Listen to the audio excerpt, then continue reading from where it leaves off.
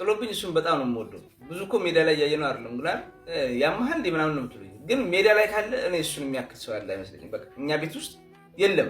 በተለይ አሁን እኮ እንደ 20 ቁጥሩን ዳሎትን በጥቁር እኮ ነው ያመጡልን፣ እንዴ ጠቅልለው እኮ ነው ያመጡልን። ፀጉር ስላለው ነው እንጂ እሱ ሲኖር ይሻላል። በቃ ክሮሱ እንኳን ጎበዝ ነው።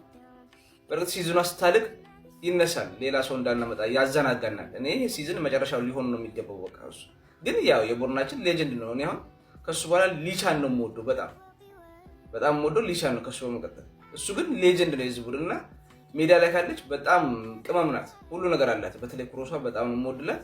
አሁን ግን ደግሞ ወጧ እንደማራላት ሴት ወደ ኋላ ማምጥቷል፣ የዘረጠረጥ ማለት ጀምሯል። ግን ያው ክረምት ላይ የመጨረሻችን ሊሆን ይገባል። እሱን እያየን መዘናጋት የለብንም። ይበቃናል።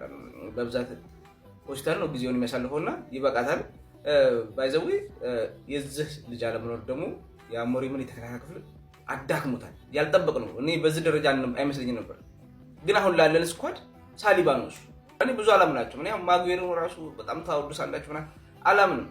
እውነቴን ነው የምላቸው። በቃ የሆነ ቀን ይፈነዳል። በቃ በሾህ የተንጠለጠለ ወረቀት ማለት ነው እሱ። የሆነ ቀን ሰዓት ግንጥል ሊል ይችላልና ብዙ አላምንበትም። ግን ማቲያስ በጣም ጎርቶና ዛሬ ብዙ እንግዲህ ያስተላለፍ ለውጥ ያደርጋል ተብሎ የሚጠብቀው እነ ቺዶ ራሱ የመጀመሪያቸውን ቋሚ ሆነው ይጀምራሉ ተብሎ ይጠበቃል። እንግዲህ እኔ ስለ ውጤቱ ብዙ ማተር አላደርግም። ልጆቹም ግን ሊያይበት ይገባል ብዬ ነው የማስበው። እስቲ እናንተ ደግሞ የሚሰማችሁን ኮመንት ላይ አስቀምጡ። በተለይ ስለ ዶክሾ የሚሰማችሁን ኮመንት ላይ አስቀምጡ። ቪዲዮ ከተመቻችሁ ኮፒ ሊንክ፣ ላይክ፣ ፎሎ አድርጉ። ቴንክ ዩ